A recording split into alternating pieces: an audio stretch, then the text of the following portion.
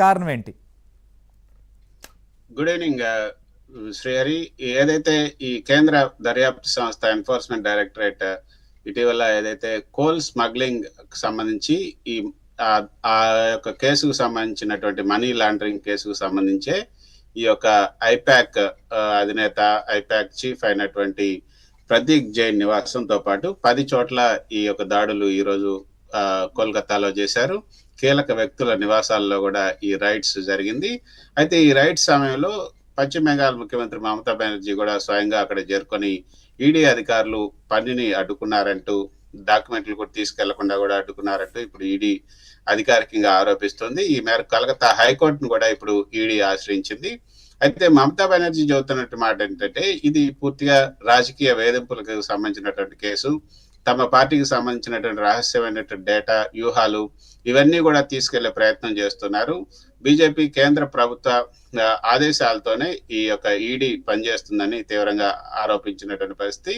అయితే ఐపాక్ అనేది ఒక పొలిటికల్ స్ట్రాటజీ సంస్థ. ఇది ఎన్నికల సమయంలో పార్టీలు, అదేవిధంగా నాయకులకి ప్రచార వ్యూహాలు, డేటా అనాలిసిస్, దాంతో పాటు సోషల్ మీడియా క్యాంపెయిన్లు ఇవన్నీ కూడా దీనికి సంబంధించినటువంటి సేవలు అందిస్తూ ఉంటుంది. గతంలో ఈ సంస్థతో అనేక మంది పనిచేశారు. మమతా బెనర్జీ గాని, జగన్మోహన్ రెడ్డి, ఈవెన్ బీజేపీ మొదట్లో అయితే బీజేపీతో కూడా పనిచేశారు. అప్పుడు ప్రశాంత్ కిషోర్ కూడా ఐపాక్ తో ఉన్నారు. తర్వాత నితీష్ కుమార్ కూడా ఒకసారి పనిచేశారు. పలు జాతీయ ప్రాంతీయ పార్టీలకు కూడా ఈ ఐపాక్ తన సేవలను అందించింది. అయితే ఇప్పుడు జగన్మోహన్ రెడ్డి పేరు ఎందుకు తెర మీదకి వస్తుంది అంటే, వైఎస్ఆర్ ఏపీ సీఎం, మాజీ సీఎం, వైసీపీ అధినేత అయినటువంటి జగన్మోహన్ రెడ్డి గతంలో కూడా ఎన్నికల్లో ఐపాక్ సేవలను ఉపయోగించుకున్నారు. అప్పుడు ఆయన అందుకే ఇప్పుడు రాజకీయ వర్గాల్లో ఈ ఐపాక్ లింక్ తో విచారణ కనుక విస్తరిస్తే, ఈ ఐపాక్ లింక్ ఈ కేసు కనుక విస్తరిస్తే ఈ మూలాలు జగన్ వరకు కూడా వస్తాయనే చర్చ మొదలైంది. ఇప్పటి వరకు అయితే నిజంగా ఈ పశ్చిమ బెంగాల్లో స్వాధీనం చేసుకున్న డాక్యుమెంట్స్ కావచ్చు, ఎవిడెన్సెస్ ఆధారంగా మొత్తం కూడా ఇటు ఆంధ్రప్రదేశ్ వరకు దీన్ని విచారించబోతున్నారా? ఆ నేపథ్యంలోనే వైఎస్ఆర్సీపీ కావచ్చు, జగన్ పేరు కూడా దీంట్లో డిస్కషన్కి వస్తుందా? ఏం జరగబోవచ్చు? ఎందుకంటే మనం చూసాం అటు ఢిల్లీ నుంచి ఇటు తమిళనాడు వరకు ఐపాక్ సేవలు అందించున్నటువంటి పరిస్థితుల నేపథ్యంలో ప్రత్యేకించి ఈ అంశంలో ఏ రకంగా ఫోకస్ పెట్టబోతున్నారు? ముఖ్యంగా వైఎస్ఆర్సీపీ సంబంధించినటువంటి అంశాల వరకు విచారణకు రాబోతున్నాయా? ఖచ్చితంగా శ్రీహరి, గతంలో మీరు చూస్తే స్కిల్ కేసు, చంద్రబాబు నాయుడు పైన స్కిల్ కేసు ఏ విధంగా నమోదు చేశారనేది మనం ఒకసారి చూస్తే, ఆ స్కిల్ కేసులో ఒక వెండరు ఆ యొక్క జిఎస్టి చెల్లించలేదని చెప్పి ఆ వెండర్ మీద జిఎస్టి దాడులు జరిగితే, ఆ జిఎస్టి దాడుల్లో దొరికినటువంటి పత్రాల ఆధారంగా ఈ యొక్క స్కిల్ కేసుని చంద్రబాబు నాయుడు మీద పెట్టారు. అప్పుడు మనం చూసాం సిబిఐ దాడులు జరిపింది, తర్వాత ఆ జిఎస్టి దాడులు జరిపింది. ఆ తర్వాతనే అది ఆంధ్రప్రదేశ్ వరకు కూడా వచ్చింది. అది తమిళనాడు సంబంధించినటువంటి కంపెనీ. ఆ కంపెనీ తర్వాత కోల్కతాకు కూడా ఉంది. సో ఈ కంపెనీలన్నిటికీ కూడా జిఎస్టి పే చేయలేదు. ఎందుకు పే చేయలేదు? ఎక్కడి నుంచి డబ్బులు వచ్చాయి? పలానా ఆంధ్రప్రదేశ్ నుంచి డబ్బులు వచ్చాయి. ఆ పలానా ఆంధ్రప్రదేశ్ నుంచి డబ్బులు వచ్చిన దాని మీద జిఎస్టి పే చేయలేదు. అసలు ఈ డబ్బులు ఎవరు ఇచ్చారు? ఏపీ ప్రభుత్వం ఇచ్చింది. ఏపీ ప్రభుత్వం ఎందుకు ఇచ్చింది? ఏ సేవలకు ఇచ్చింది? ఇవన్నీ కూడా ఉన్నాయి. సో ఇదే విధంగా ఇప్పుడు ఐపాక్ లో గనక ఈ ఐపాక్ అకౌంట్స్ అన్నిటి మీద గనక ఈడీ కూలంకషంగా దర్యాప్తు జరిపితే ఖచ్చితంగా దాని యొక్క ఐపాక్ సంబంధించిన బ్యాంక్ అకౌంట్ డీటెయిల్స్ అన్ని కూడా తీసే అవకాశం ఉంటుంది.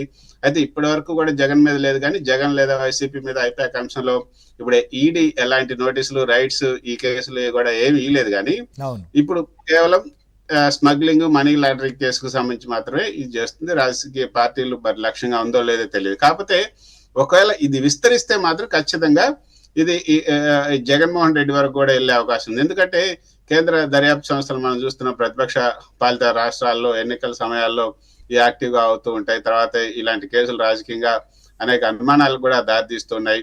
తర్వాత మమతా బెనర్జీ ఈ కేసు ఏ విధంగా జగన్మోహన్ రెడ్డికి లింక్ అయ్యే అవకాశం ఉంది అంటే, ఈ ఐపాక్ అనేది ఖచ్చితంగా ఈ రైట్స్ ఏదైతే జరుగుతున్నాయో ఐపాక్ లో గనక గతంలో 100 కోట్ల రూపాయల ఐపాక్ జగన్మోహన్ రెడ్డి ఇచ్చాడన్న ఒక పెద్ద ఆరోపణ అయితే, వివరాలు కూడా వైసీపీ నేతలే చెప్పారు ఐపాక్ 100 కోట్లు చెల్లించామని కూడా. సో ఆ చెల్లించినట్టు చెప్తున్నట్టు ఆ భారీ మొత్తాలు ఏ సేవలకి ఐపాక్ చెల్లించాడు జగన్మోహన్ రెడ్డి? ఆ చెల్లింపులు బ్యాంకింగ్ ఛానల్స్ ద్వారానే జరిగినాయా, లేకపోతే ఆదాయ పన్ను లెక్కల్లో ఆ చెల్లింపులను చూపించారా, లేకపోతే ఈ సేవల విలువలకు సంబంధించి చెల్లింపులకు ప్రొఫెషనల్ ఇన్వాయిస్లు ఒప్పందాలు ఏమైనా ఉన్నాయా? ఒకవేళ ఆ నగదు షెల్ ఎంటీటీఎల్ ద్వారా కనుక లావాదేవీలు జరిగితే అది ఖచ్చితంగా బ్లాక్ మనీ అవుతుంది, పిఎంఎల్ఏ అవుతుంది. సో ఆ యొక్క మనీ రూట్ ఏదైతే ఉందో, మనీ ట్రాన్స్ఫర్ ఏదైతే ఉందో దానికి సంబంధించి ఖచ్చితంగా ఒక రూట్ అయితే దొరికే అవకాశం ఉంటుంది.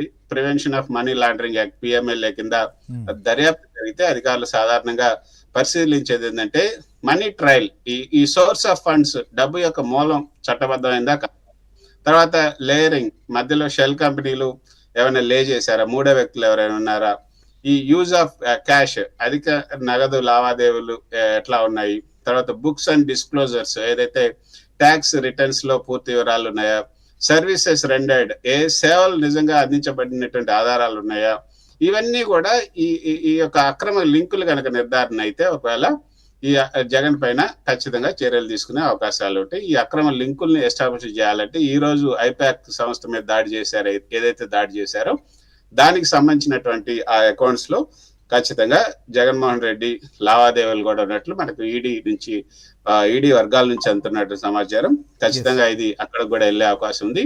ఈడీ విచారణ సమ్మన్స్ ఏదైతే మొదట వివరణలు కోరటం, తర్వాత డాక్యుమెంట్స్ సీజ్ చేయటం, ఒప్పందాలు, బ్యాంక్ స్టేట్మెంట్లు, తర్వాత అటాచ్మెంట్స్, అక్రమ ఆదాయం తేలితే మాత్రం తాత్కాలికంగా ఆస్తుల్ని జప్తు చేస్తారు. ఆధారాలు ఉంటే కేసు మాత్రం దాఖలు చేస్తారు. ఖచ్చితంగా ఇది రాజకీయ ప్రభావం అయితే ఇమేజ్ పార్టీల మీద కూడా పడే అవకాశం ఉంటుంది. ఈ ఐపాక్ రైట్స్ అన్నది ఇతర కేసు నేపథ్యంలో జరుగుతున్నాయి అన్నది ఈడీ చెప్తుంది కాబట్టి ప్రస్తుతానికి ఐపాక్ అకౌంట్స్ మొత్తంగా కూడా ఇప్పుడు క్లీన్ గా మొత్తం ఫారెన్సిక్ ఆడిట్ అయ్యే అవకాశం ఉంటుంది. కాబట్టి జగన్మోహన్ రెడ్డి దగ్గర నుంచి వచ్చినటువంటి డబ్బుల మీద కూడా ఇప్పుడు ఖచ్చితంగా ఆడిట్ జరిగే అవకాశం అయితే ఉంటుంది అన్నది మనకు వస్తున్నటువంటి సమాచారం. రైట్. సో ఒకసారి మనం పుల్లారావు గారి దగ్గర